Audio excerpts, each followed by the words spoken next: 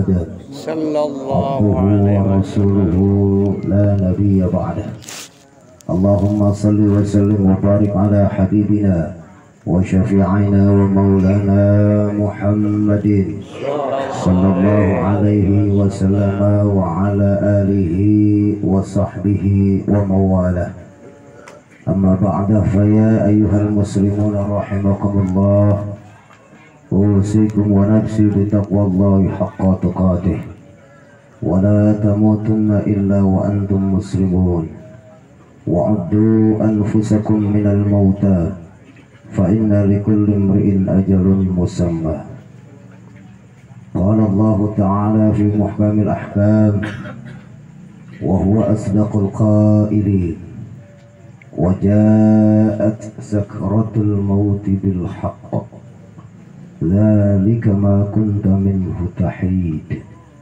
صدق الله العظيم وصدق رسوله الحبيب الكريم، ونحن على ذلك من الشهيدين والشاكرين والحمد لله رب العالمين. Hadratil mukarramin, segenap para alimin ulama, para asatidzah, para sesepuh, tokoh masyarakat yang tidak saya sebutkan satu persatu, tapi mudah-mudahan walaupun tanpa saya sebut nama dan gelarnya, mudah-mudahan kumpulnya guru-guru kita semuanya di sini Allah jadikan wasilah turunnya rahmat buat kita semua malam hari ini. Allah jadikan wasilah, Allah ampuni dosa kita semuanya.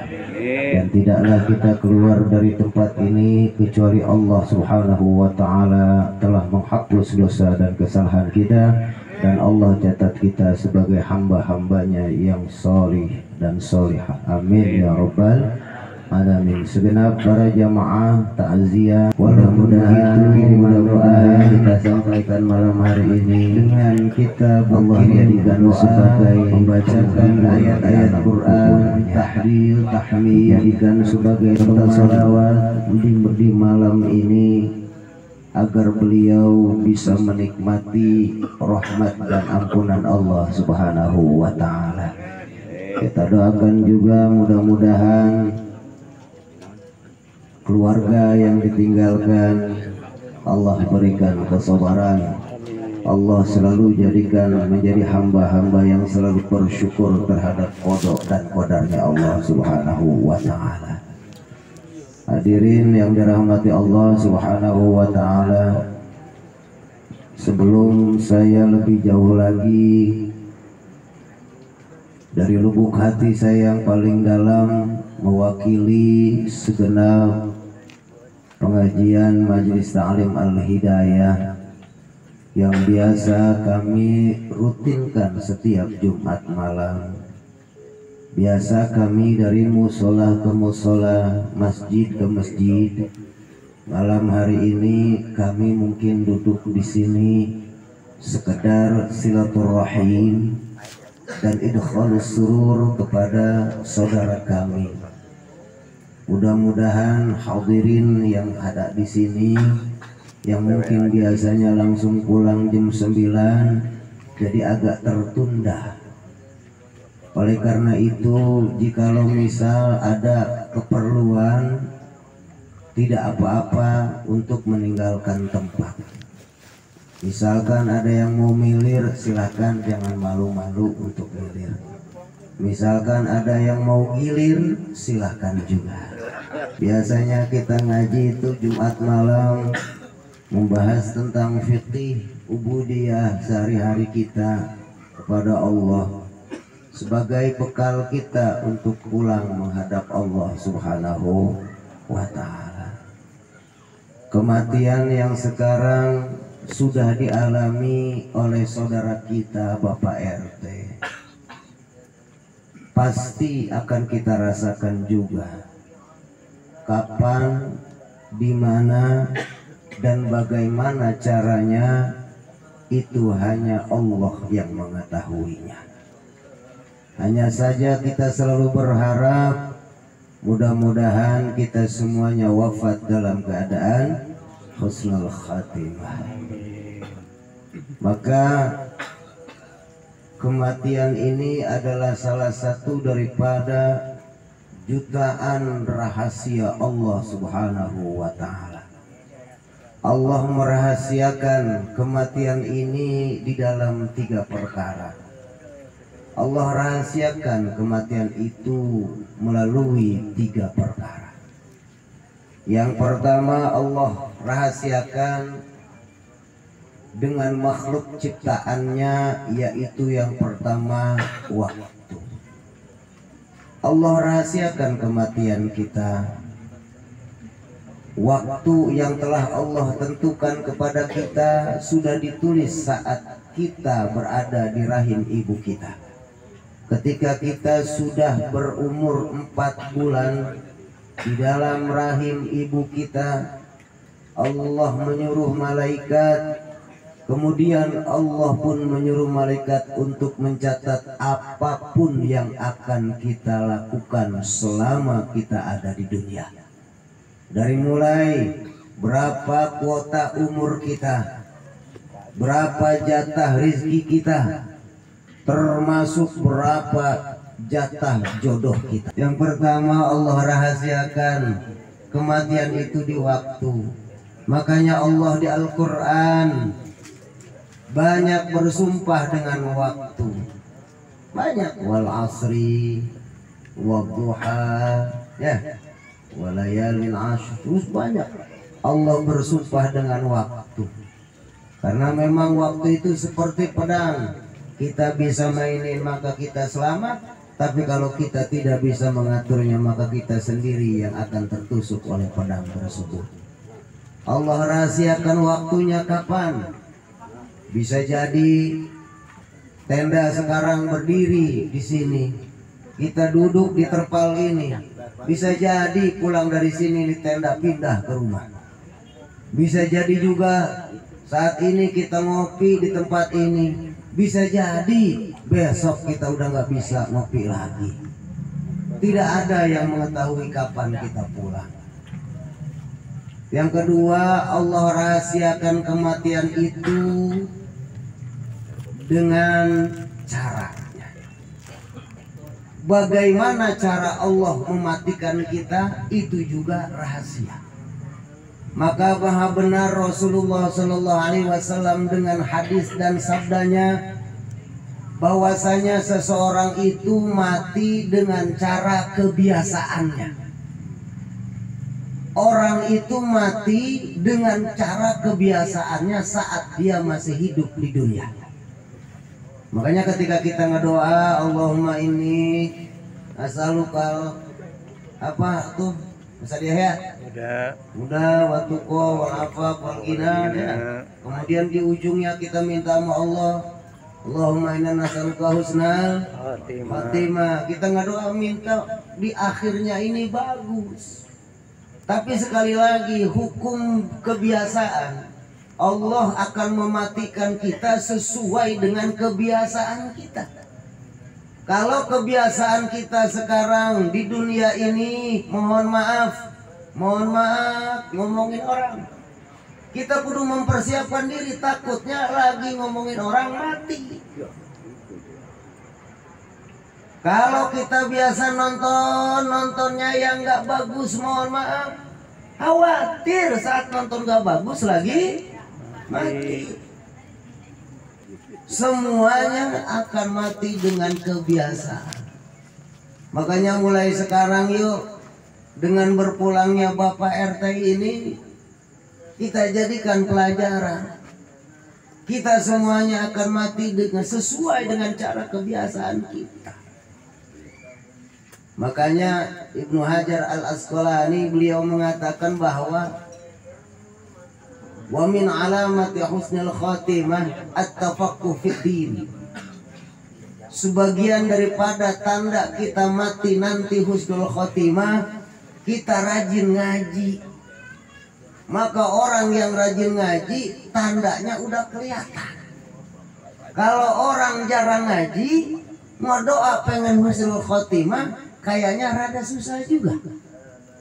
Tapi kalaupun kita bandel, walaupun kita badung, kita rajin ngaji, maka itu Allah kasih tanda. bahwa kita nanti mati husnul khatimah. Amin ya rabbal alamin. Maka jangan bosan-bosan ngaji. Ya, sering saya katakan di majelis saya, kita mengaji ya buat paham jauh. Iya, ngaji itu kan ngaji seminggu sekali, pengen langsung jadi ustadz di kampung, atau jauh. Santri aja sekarang pengen jadi kiai kudu 15 tahun, 20 tahun. Mana dana banyak, belum budugan. Sekarang ngaji tiap minggu pengen langsung jadi ustadz di kampung, ya tuh jauh. Tapi sering juga saya keluarkan bercandaan. Zaman sekarang mah jadi ustadz gampang, jadi ustazah gampang. Kenapa sebabnya? Asal bisa ilah hadarati jadi ustadz. Nggak perlu sekarang ngapal alfiah 1002 bait, nggak perlu.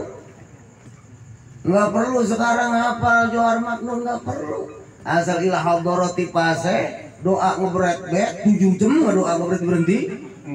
Waduh ustaz, gampang mereka begitu. Makanya zaman sekarang mah ngambil gelar gampang. Gampang sekarang mah. Baik itu sekolah umum ataupun agama, gampang. Karena kita itu sekarang sibuk dengan melihat fisik. Jarang kita itu melihat batinnya. Ya, jadi kita itu tadi kita terlalu sibuk. Kita terlalu sibuk mengurusi orang lain, tapi kita sibuk dengan urusan kita sendiri. Kita sekarang sibuk menilai orang lain, tapi kita sendiri lupa menilai diri sendiri. Yang padahal ketika nanti kita pulang kepada Allah Subhanahu wa ta'ala, maka Allah akan pulangkan kita dengan cara kita. Mudah-mudahan kalau misal kita sering kumpul sama alim ulama, matinya sama alim ulama. Amin. Ya, kalau kita cinta mati cinta dalam keadaan cinta mati ke ulama, mudah-mudahan kita juga nanti dikumpulkan dengan para ulama. Tuh. Tapi hadirin, bukan cuma sekedar modal cinta doang. Imam Ghazali memberikan kita peringatan, jangan tertipu dengan bunyi hadis.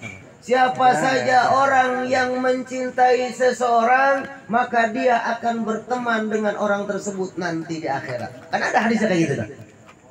Orang yang mencintai seseorang, maka dia akan dikumpulkan dengan orang tersebut. Hadis tersebut jangan disalahpahami. Ya.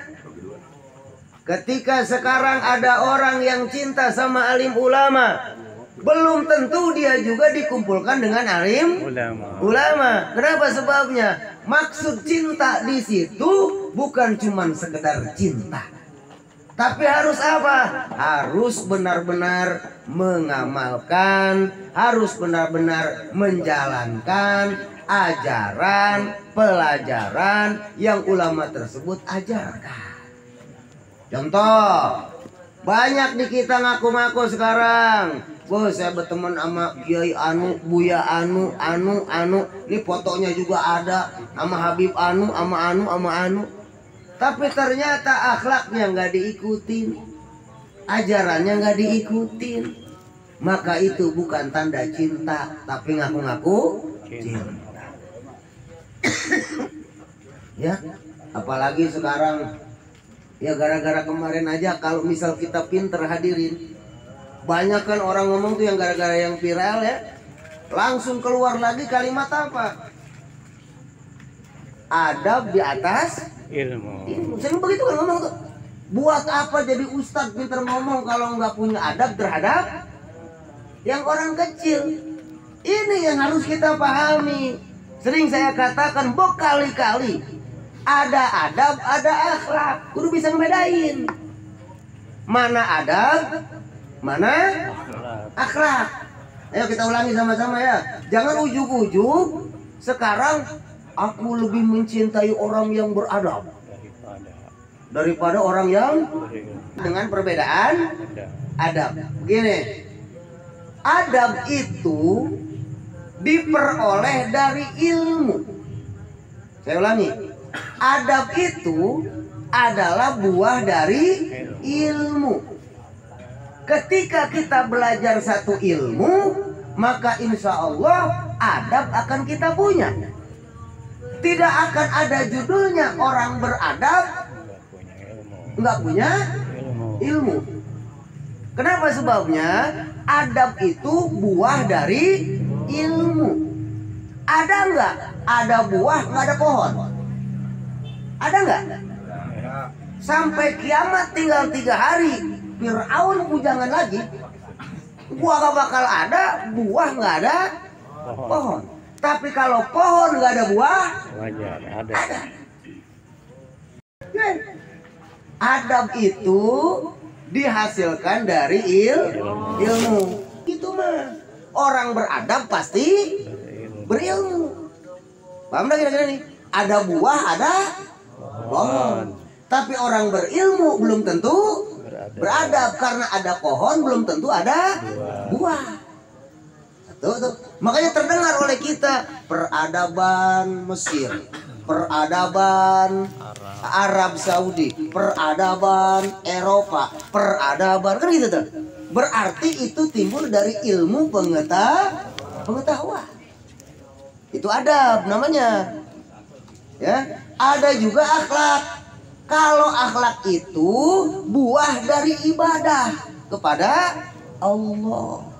Contoh, kita biasa sholat duha, kemudian kita sekarang rajin apa?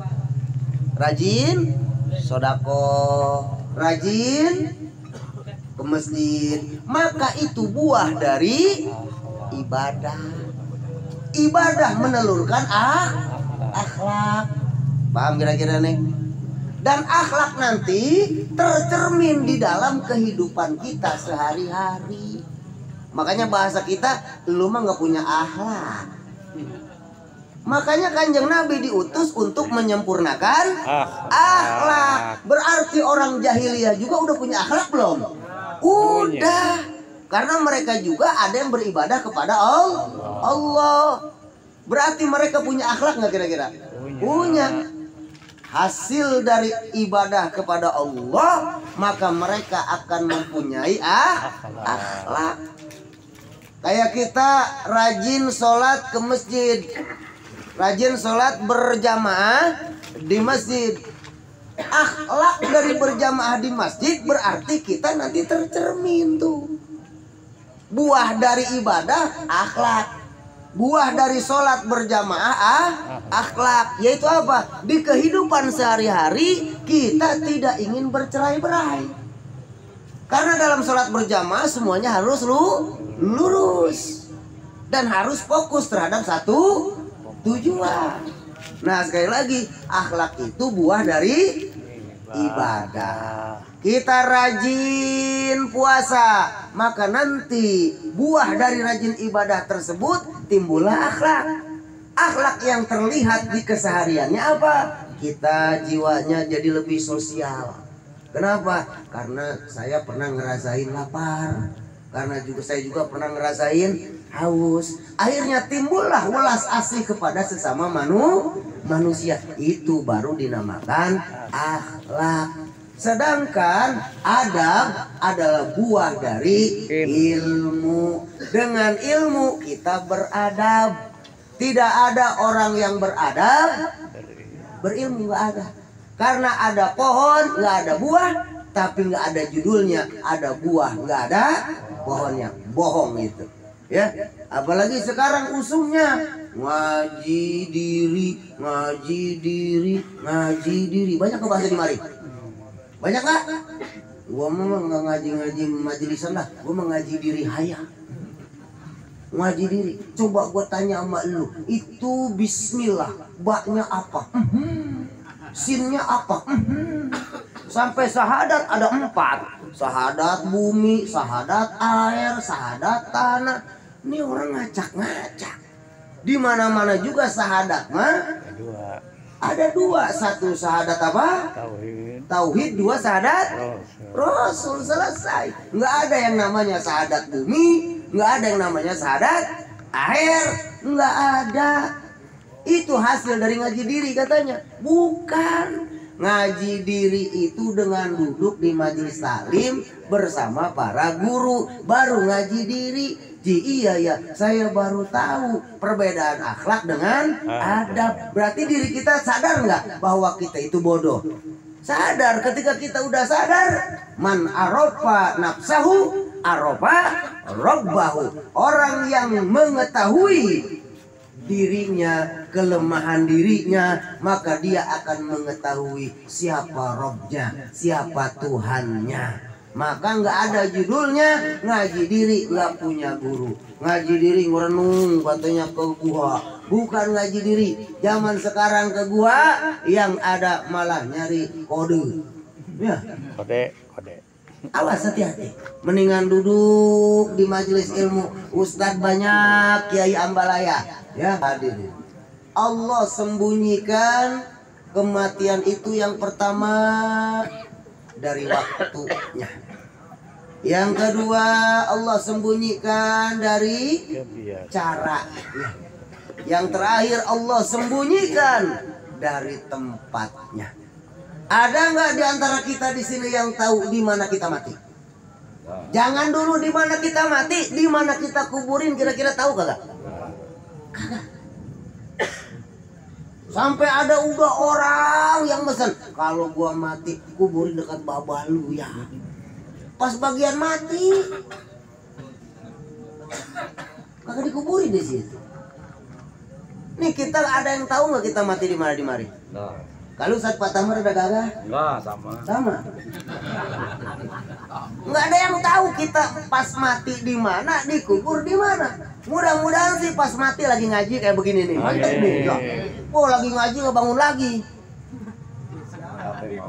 Siapa? Ada mau nggak? Nih yang hadir di sini nih. Ada nggak? Ini 40 orang lebih, ilok nggak ada yang diaminin di doa. Ini lagi ngaji mati, mau nggak? Mau. Ya udah, ini lagi ngaji bukan? Ya siap ya. Tadi mau. Sih. Lagi taraweh mati, mantep. Tempatnya di masjid, mantep. Dikuburinnya di mana? Di pemakaman umum. Makanya kalau orang biasa mah jangan saya mah nih nyaranin ya. Kalau orang biasa yang anak-anaknya pada males, jangan dikubur di tanah pribadi. Kasihan gak ada yang ngapain berkah. Kan kalau di makam umum mah kalau misalnya ada yang jarah, kebagian. Ya misalkan saya ngejarahin asal lebaran kan itu suka banyak yang datang ya. Kalau sekarang saya udah nggak ngambil job kayak begitu sih ya. Masa kiai masih ngejarahin juga level tuh. Itu mah levelnya santri, ustaz gitu kan ya. Itu tuh. Kalau kita sekarang mati orang biasa, udah kuburin di tempat umum. Kenapa? Khawatir takut anak turunan kita pada males. Kan kebanyakan orang kalau jarang setahun sekali, bener gak kira-kira? Ya. Udah gitu nyari kuburan sama baba. Kuburan baba di mana ya? Di rumput lu. Biasa nyariin emang. Nangetin sama dia ini pohon dia sekarang udah tumbang kagak ada. Nyari dari kuburan lah di mana ya sama ya kali ya. Gitu udah. Kadang-kadang bukannya baca Quran, bawa air doang. Diguyur tuh kuburan mah adem, pala lu adem banjir. Dia bawa air doang. Sama kembang. Itu enak jasa lagi mah adem ya. Ini tuh kalau mau nongol banjir. Astagfirullahaladzim.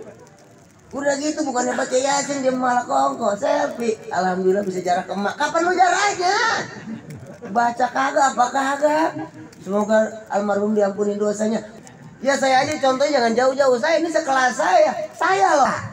Wajib dibongkar. Terus bagaimana sekarang pas udah dibongkar? Puinya dikemanain? Kasih ke yang punya warisnya tuh. Paham nggak? Tuh dibongkar. Boleh bahkan wajib dibongkar. Kenapa sebabnya? Itu bukan tanah Anda, itu tanah wakaf. Tanah wakaf berarti punya Allah. Jelas nggak kira-kira? Haram ngebangun di tanah wakaf, di makbaroh umum haram. Pakai semen haram.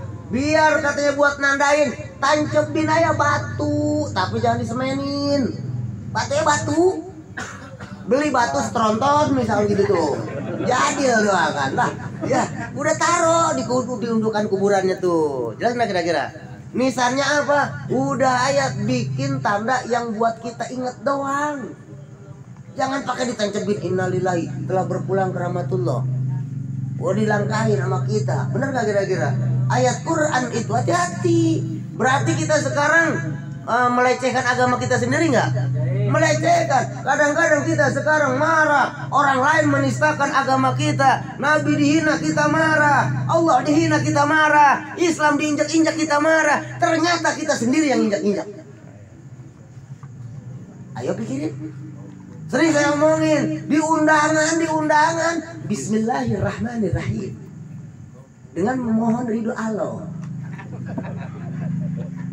Kemudian ada doa dari kanjeng Nabi. Itu berarti ada asma Allah nggak di situ?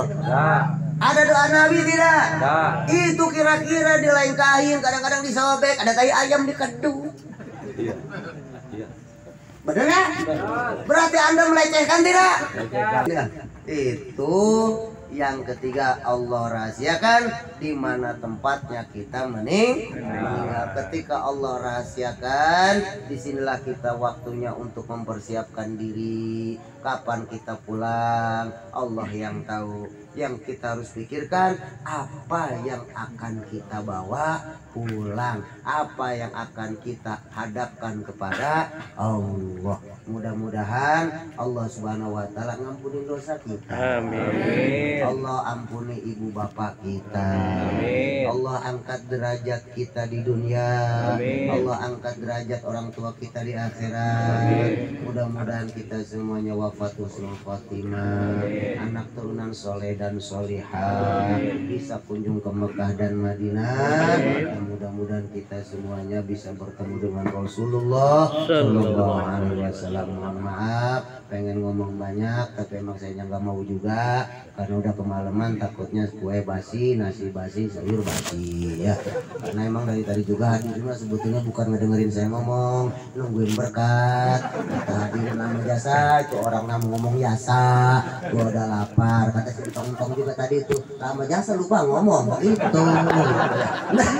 Orangnya ada lagi kali ya.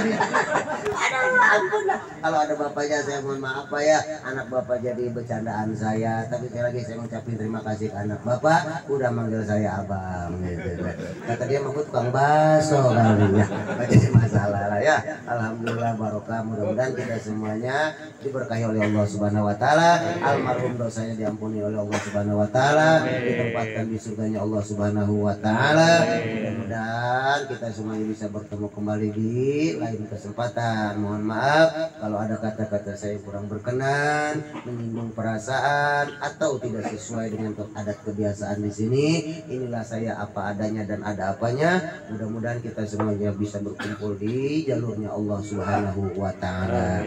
Mohon maaf, hadanallahu wa iyyakum ajmain. Assalamualaikum warahmatullahi wabarakatuh.